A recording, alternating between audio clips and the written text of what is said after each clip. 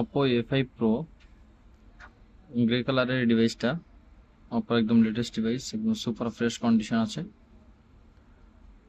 Oppo যে ডিভাইসগুলোতে আপনার rough use করার মতো কনফিগারেশন, তার মধ্যে এটা একটা।